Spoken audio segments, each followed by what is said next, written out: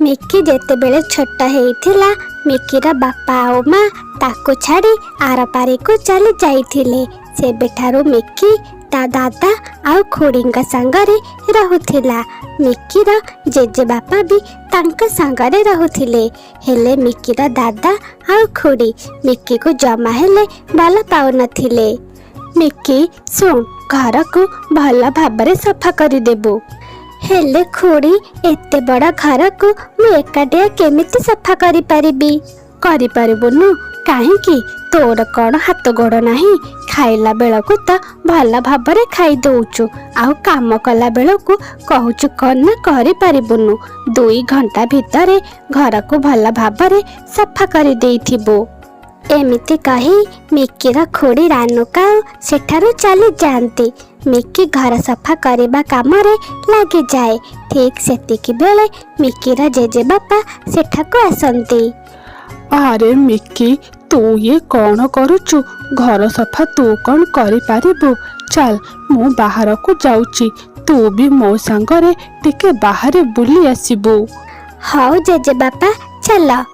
Mickey घर काम को अधारे छाड़ी दे ता जेजे बापा सांगरे बुलिबाको चली जाए।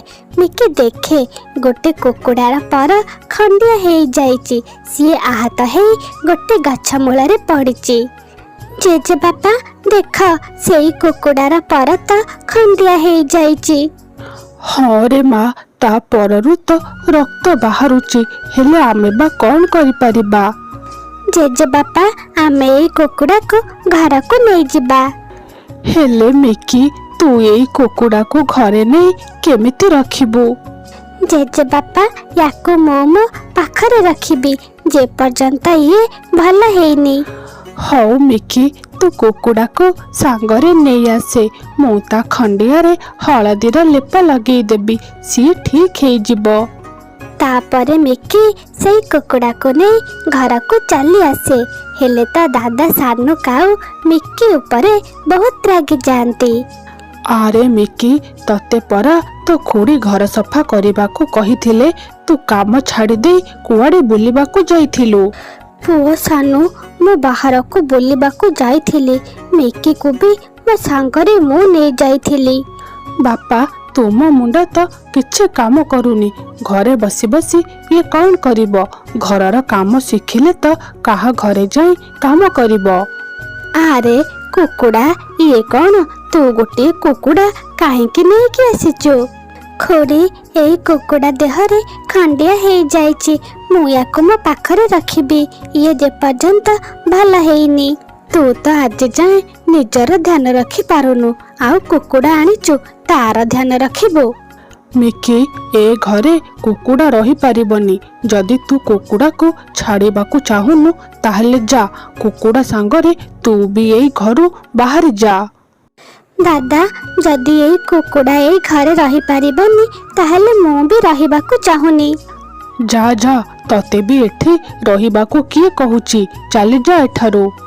मिकीर जेजे बापा को भारी खराब लगे। सी सानू काऊ को बुझेबा को चेष्टा करती, हेले सानू काऊ तांका कथा किछि हेले बुझेनी। सानू तू ये कौन करुचु? छुआटा को घर बाहर करदेले से कुआडे जीवो? बापा तुमे आउ जमा मिकीर सपोर्ट नियनी। जदि से जीवा को चाहूची ताहले जाओ। मिकीर जेजे बापा आसी मिकी को बुझेबा को लगंती।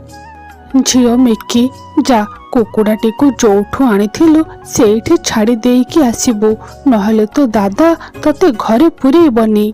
हेले या देहरे तो खंडिया हेइची, जदि ये मरि जिवो? नाई मिकी यार किछि हेबनी, तू जा ताकू छाड़ी देइकी आसीबु। जेजे बापांका कथा मानी मिकी सेई कुकुड़ाटी को छाड़ीबा को जाइथाए।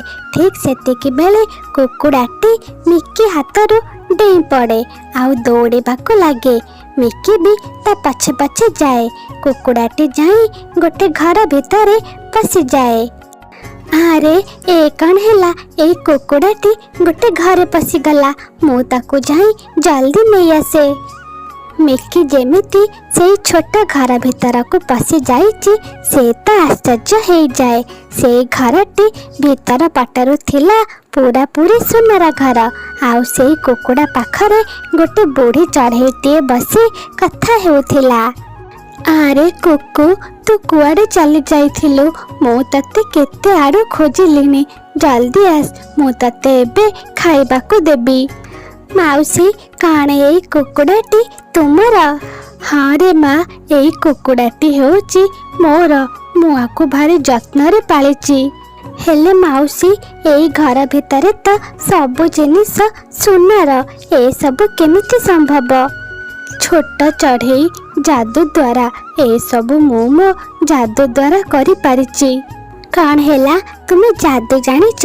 ମାଉସୀ, ଯଦି ତୁମେ ଯାଦୁ ଜାଣୁଛ ତାହେଲେ ଏଇ କୁକୁଡ଼ା ଦେହରେ ହେଇଥିବା ଖଣ୍ଡିଆକୁ ଭଲ କରିକି ଦେଖାଅ। ହଁ ଚଢ଼େଇ, କାହିଁକି ନୁହଁ? ତୁ ଏବେ ଦେଖ, ମୁଁ ମୋ ଯାଦୁ ଦ୍ୱାରା କେମିତିଆ ଖଣ୍ଡିଆକୁ ସାଙ୍ଗେ ସାଙ୍ଗେ ଠିକ୍ କରିଦେଉଛି। ତାପରେ ସେଇ ବୁଢ଼ୀ ଚଢ଼େଇଟି କୁକୁଡ଼ା ଦେହରେ ହାତ ମାରନ୍ତି। ମୋ କୁକୁ ପୂର୍ବ ଭଳି ପୁରାପୁରି ଠିକ୍ ହେଇଯାଉ। ବୁଢ଼ୀ ଚଢ଼େଇଟି ଏମିତି କହିବା ପରେ କୁକୁଡ଼ା ଦେହରେ ହେଇଥିବା ଖଣ୍ଡିଆଟି ଗାୟବ ହେଇଯାଏ। ଏମିତି ଦେଖି ମିକି ତ ଆଶ୍ଚର୍ଯ୍ୟ ହେଇଯାଏ।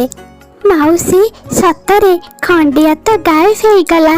ହେଲେ ତୁମେ ଏହା କେମିତି କଲ? ମୁଁ ତ ଏସବୁ ମୋ ଯାଦୁ ଦ୍ୱାରା କରିଛି। ହେଲେ ତୁ ମୋ କୁକୁଡ଼ା ପଛେ ପଛେ ଏଠାକୁ କେମିତି ଚାଲି ଆସିଲୁ? ତାପରେ ମିକି ସେଇ ବୁଢ଼ୀ ଚଢ଼େଇଟିକୁ ସବୁ କଥା କହିଦିଏ। ଆଚ୍ଛା, ତାହେଲେ ଏମିତି କଥା। ତୋ ଦାଦା ଆଉ ଖୁଡ଼ୀ ତୋ ଉପରେ ବହୁତ ଅତ୍ୟାଚାର କରୁଛନ୍ତି। ତୁ ତାଙ୍କ ଅତ୍ୟାଚାର ଆଉ ସହିପାରୁନୁ। ବ୍ୟସ୍ତ ହୋନା, ମୁଁ ତୋ ପାଇଁ ବି କିଛି କରୁଛି। ମୋ ପାଇଁ? ହେଲେ ମାଉସୀ, ମୋ ପାଇଁ ତୁମେ କ'ଣ କରିପାରିବ? ତୁ କହ ମିକି, ତୋର କ'ଣ ଦରକାର? ମାଉସୀ, ଏଇ କୁକୁଡ଼ା ପାଇଁ ମୁଁ ଘର ଛାଡ଼ି ଚାଲି ଆସିଛି। ମୋତେ ତ ଖାଲି ଏବେ ଏଇ କୁକୁଡ଼ା ଦରକାର। ହେଲେ ମିକି, ତୁ ରହିବୁ କୋଉଠି? ଆଉ ଏଇ କୁକୁଡ଼ାକୁ କୋଉଠି ରଖିବୁ? କୁକୁଡ଼ାକୁ ନେଲେ ତ ତୋ ଦାଦା ଆଉ ଖୁଡ଼ୀ ତତେ ଘରୁ ବାହାର କରିଦେବେ। ମାଉସୀ, ମୁଁ ରହିଯିବି। ତୁମେ ଖାଲି ମୋ କୁକୁଡ଼ା ପାଇଁ ଗୋଟେ ଛୋଟ ଘର କରିଦିଅ। ସତରେ ମିକି, ତୁ ଭାରି ଭଲ। ତୁ ବ୍ୟସ୍ତ ହୋନା। ଦେଖ, ମୁଁ ଏବେ ତୋ ପାଇଁ ଗୋଟେ ବଢ଼ିଆ ଘର କରିଦଉଛି। ଏମିତି କହି ବୁଢ଼ୀ ଚଢ଼େଇଟି ଘର ବାହାରକୁ ଆସେ ଆଉ କୁହେ, ଏବେ ଏଇଠି ଗୋଟିଏ କୁକୁଡ଼ା ଘର ହେଇଯାଉ, ଯୋଉଠି ମିକି ଆଉ କୁକୁଡ଼ା ରହିବେ। ବୁଢ଼ୀ ଚଢ଼େଇଟି ଏମିତି କହୁ କହୁ ସେଇଠି ଗୋଟିଏ ସୁନ୍ଦର କୁକୁଡ଼ା ଘର ହେଇଯାଏ। ଆରେ, ଏଇ ଘର ତ ବହୁତ ସୁନ୍ଦର ହେଇଛି। ଆଜିଠାରୁ ମୁଁ ମୋ କୁକୁଡ଼ାକୁ ନେଇ ଏଇ ଘରେ ରହିବି। ମିକି ଶୁଣ, ଯେପର୍ଯ୍ୟନ୍ତ କୁକୁଡ଼ା ଘର ଭିତରେ ଥିବ, ତୁ ଏ ଘରକୁ ଯାହା ମାଗିବୁ ଏଇ ଘର ତତେ ଦେଇଦେବ। ଏମିତି କହି ବୁଢ଼ୀ ଚଢ଼େଇଟି ସେଠାରୁ ଚାଲିଯାଏ। ତାପରେ ମିକି ସେଇ କୁକୁଡ଼ାକୁ ନେଇ ଘର ଭିତରକୁ ଚାଲି ଆସେ। ଆରେ, ମୋତେ ତ ଭୋକ ଲାଗିଲାଣି। ମୁଁ ଏଇ ଘରକୁ କିଛି ଖାଇବା ମାଗିଦିଏ। ଯାଦୁଇ କୁକୁଡ଼ା ଘର, ମୋତେ କିଛି ଖାଇବାକୁ ଦିଅ। ମୋତେ ଭାରି ଭୋକ ଲାଗିଲାଣି। ମିକି ଏମିତି କହୁ କହୁ ଖାଇବା ଜିନିଷ ସେଠାକୁ ଚାଲି ଆସେ। ମିକି ଖାଏ ଆଉ ଆରାମରେ ଶୋଇପଡ଼େ। କିଛି ସମୟ ପରେ ଶୁଆ ଆଉ ତା ସ୍ତ୍ରୀ ସେଇ ବାଟ ଦେଇ ଯାଉଥାନ୍ତି। ସୁନାର କୁକୁଡ଼ା ଘରକୁ ଦେଖି ତାଙ୍କର ଲୋଭ ଆସିଯାଏ। ଆରେ, ଏଇ ସୁନାର କୁକୁଡ଼ା ଘର ତ ଭାରି ସୁନ୍ଦର। ହେଲେ ଏଇ ଘର ତ ଆଜି ସକାଳ ପର୍ଯ୍ୟନ୍ତ ଏଠି ନଥିଲା। ଏଠାକୁ ଏବେ ଏଇ ଘର କେମିତି ଆସିଲା? ଓହୋ ମିଟୁ, ତୁମେ ଜଲ୍ଦି ଏଇ ଘର ଭିତରକୁ ଚାଲ। ଯଦି ଏଇ ଘରେ କେହି ନଥିବେ, ଆମେ ଏଇ ଘରକୁ ଆମର ବୋଲି କହିବା। ଏମିତି କହି ମିଟୁ ଶୁଆ ଆଉ ତା ସ୍ତ୍ରୀ ସେଇ ଘର ଭିତରକୁ ଚାଲି ଯାଆନ୍ତି। ସେମାନେ ଦେଖନ୍ତି ଗୋଟେ ଛୋଟ ଚଢ଼େଇ ସେଇ ଘର ଭିତରେ ଶୋଇଛି। ଆରେ, ଏ ଝିଅ, ତୁ କିଏ? ତୁ ଆମ ଘର ଭିତରକୁ କେମିତି ଆସିଲୁ? ଆଉ ଆମ ଘରେ ଶୋଇଛୁ କାହିଁକି? ହଁ ହଁ ଝିଅ, ଜଲ୍ଦି ଆମ ଘରୁ ବାହାରି ଯା। ଏମିତି କାହା ଘରକୁ ପଶିବା ଠିକ୍ ନୁହଁ। ହେଲେ ଏଇ ଘର ତ ମୋର। ଆରେ ତୁ ତ ଏତେ ମିଛ କଥା କହୁଛୁ। ଏ ଘର ତୋର କେମିତି ହେଲା? ଏ ଘର ମୋର।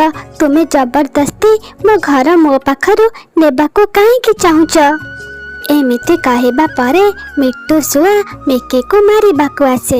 ଠିକ୍ ସେତିକି ବେଳେ କୁକୁଡ଼ାଟି ଉଡ଼ିଯାଏ ଆଉ ମିଟୁ ଶୁଆର ଆଖିକୁ ଝାମ୍ପି ଦିଏ। ଡରରେ ମିଟୁ ଶୁଆ ଆଉ ତା ସ୍ତ୍ରୀ ସେଠାରୁ ଚାଲିଯାଆନ୍ତି। ଏଇ କଥା ସବୁଆଡ଼େ ବ୍ୟାପିଯାଏ। କେହି ହେଲେ ଡରରେ ସେଇ ଘରକୁ ଯିବାକୁ ଚାହାନ୍ତିନି। ଏଇ କଥା ମିକିର ଦାଦା ଆଉ ଖୁଡ଼ି କାନରେ ବି ପଡ଼େ।